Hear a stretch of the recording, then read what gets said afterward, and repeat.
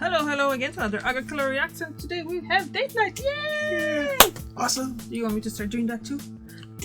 Yeah. What are we watching?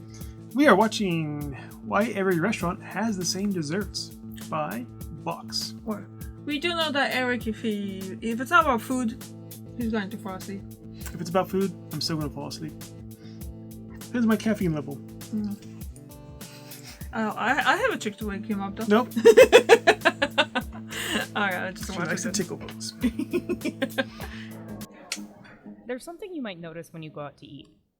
Depending on the Looks restaurant nice. you go to, the entrees and drinks can vary a lot. I don't remember me pink. But then, the dessert menu drops. And you're almost always Yeah, left it's always staring the same down thing. the same options. A cheesecake, maybe a chocolate lava cake, and some type of fruit pie. Probably Ice a cream. sorbet or ice cream. Desserts in a lot of restaurants are kind of boring. There's a reason why. There wasn't one. But There was a it place doesn't have in Las to be Vegas this way. that had a freaking mountain dessert. What was a dessert? I forgot what it's called. Some steakhouse in Las Vegas. A I think. steakhouse? Yeah. Oh, okay, so Yeah, it wasn't dessert. Their centric. portions, American portions are big, but these were freaking massive. I'm talking about you getting ice cream for yourself. I think it was meant to be shared with the family. But I said, yeah, I'll take one of those. It was like $15. And this thing just came out. I'm like, oh my god. So I ate the whole thing. And I was full. I couldn't even, because I usually eat the dessert first, so I have room for dessert. I got full off the dessert. And when the burger came, I'm like, I can't eat this. And the burger was massive. The portions were large. I was before you came here, didn't you? Of course, yes. Oh, of course. Yeah, why would I take my wife to there? No, yeah. No, I mean, if it still exists, we'll go there next time. Like 30 years. Celebrate our... I am finding this weird that, like, if you're going somewhere here, there's barely any desserts to choose from. Like, and if you go to Poland, if you go to a restaurant, there would be some kind of desserts and stuff like that. But the thing is about Poland that you have, like, literally dessert places that you go to, cafes. Oh, Cafes yeah. are just literally that's desserts. Cakes and actual desserts. Because cake and dessert is a different thing as well in Polish. So, There was also a Hawaiian restaurant. I think it's shut down already. They served fried ice cream. Sounds weird. How do you fry ice cream, right? deep fried in the butter. Something like that. And so I was like, I'm curious. What the heck's a fried ice cream? So I got it. It has like a hard shell and the ice cream's in the middle. It was good. The food sucked, but the dessert was good. I ordered fried ice cream again. And that was rhetorical question, how do you fry ice cream? That you weren't asking me. Menu curation. No, can I make asked or break a myself the restaurant, question. Because Oh, yeah, I frankly, guess, yeah. it's really hard to make money in this business. Profit margins for restaurants are not particularly high. It's interesting because so many people want to go into the restaurant business because they think it's glamorous or whatever.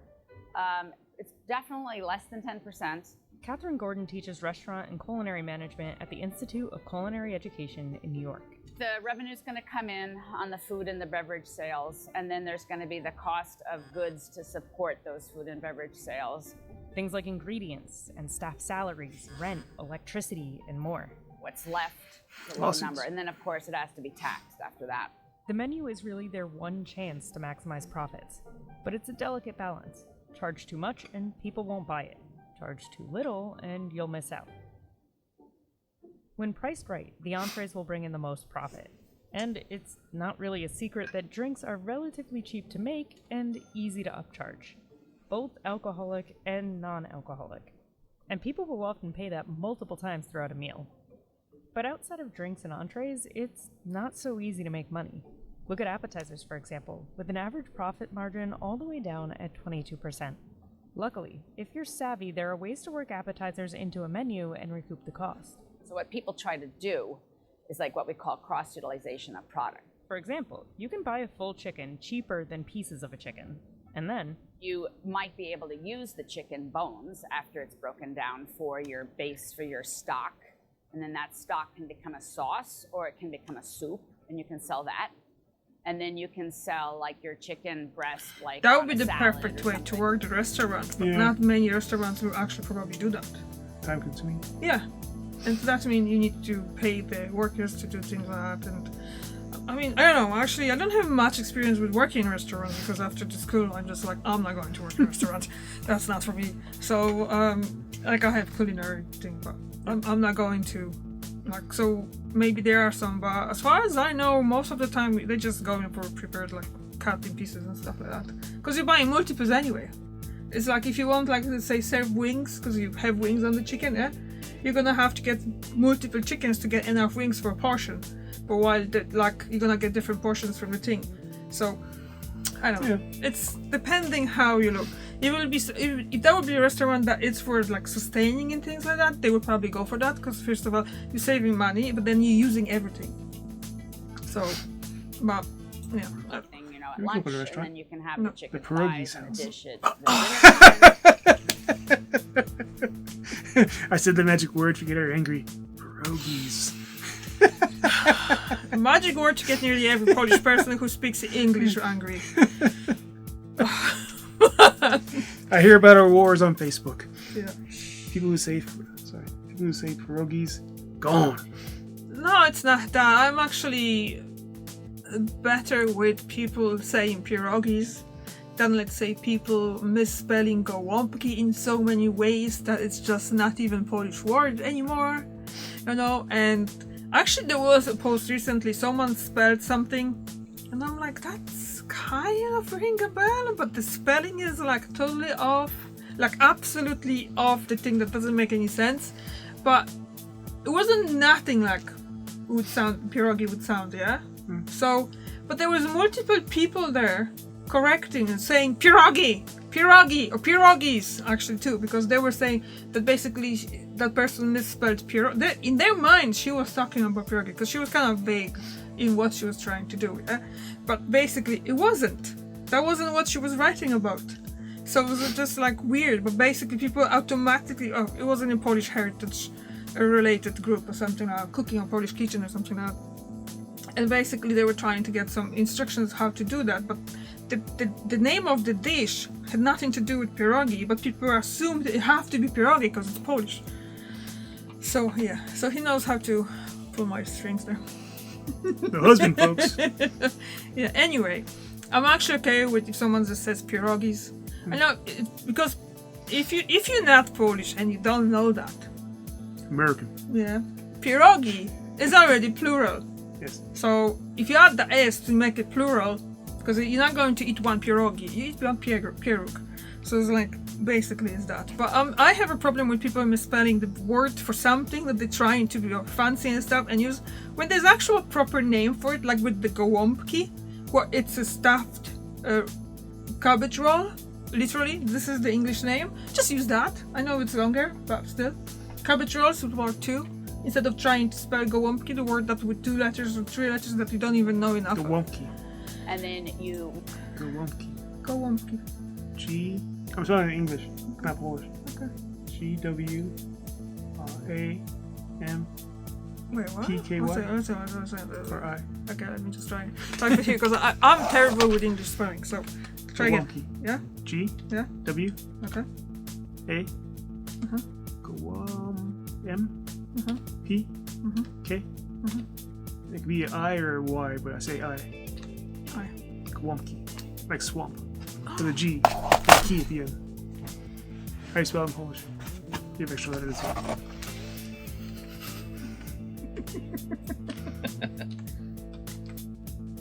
G-O. Is it elm?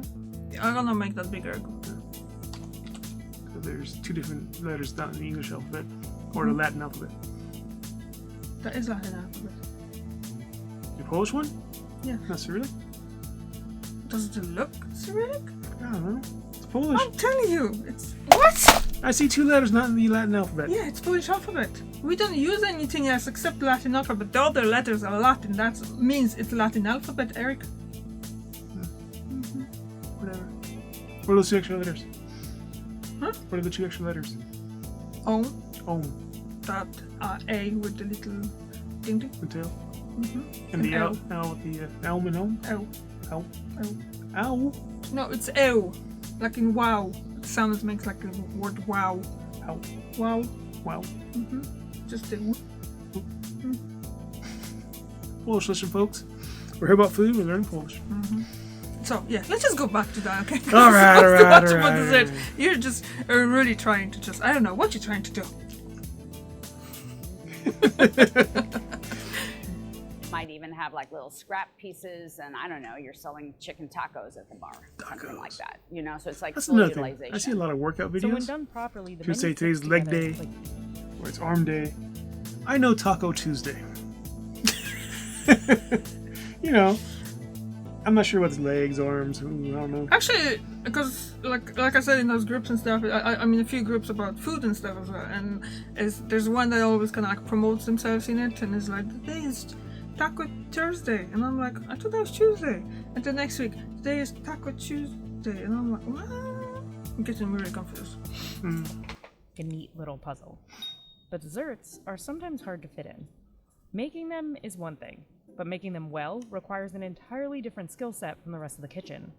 Plus, You want that amazing wow kind of thing at your restaurant, you have to dedicate space, and not every place has it because the rents for how many square feet you're getting is just astronomical these days, and people just can't afford more little physical location.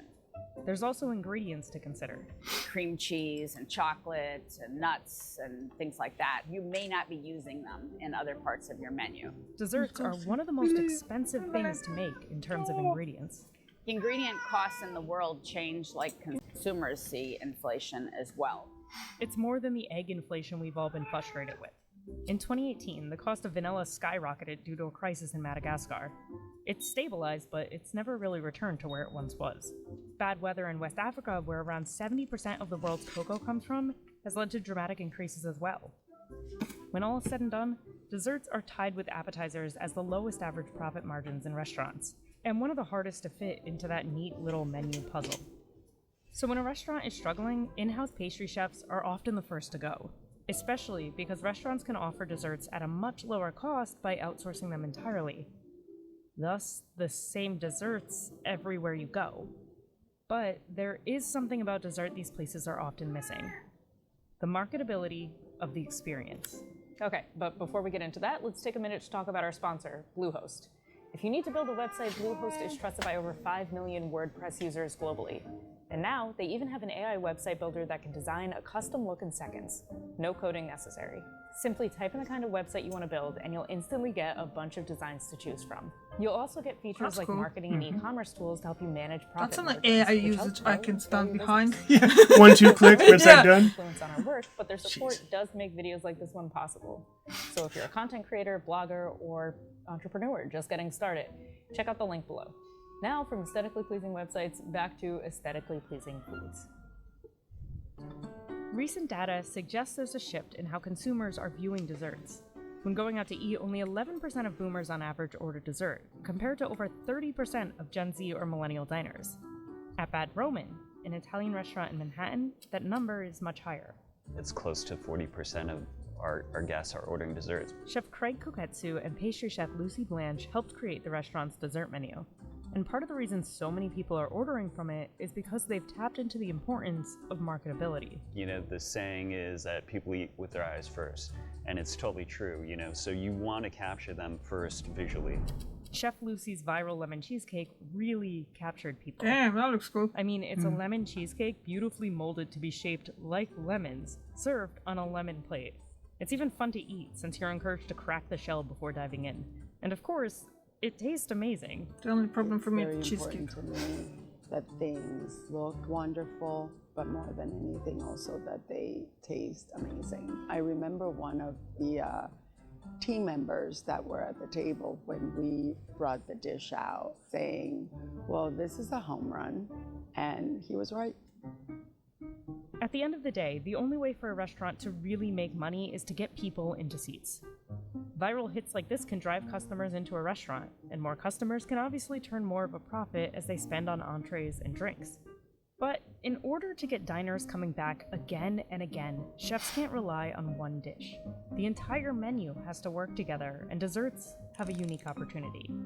It's the last thing that the diner, you know, sort of like identifies with on the table. Everything will be memorable, but I feel like the last thing that they eat, it's always like that.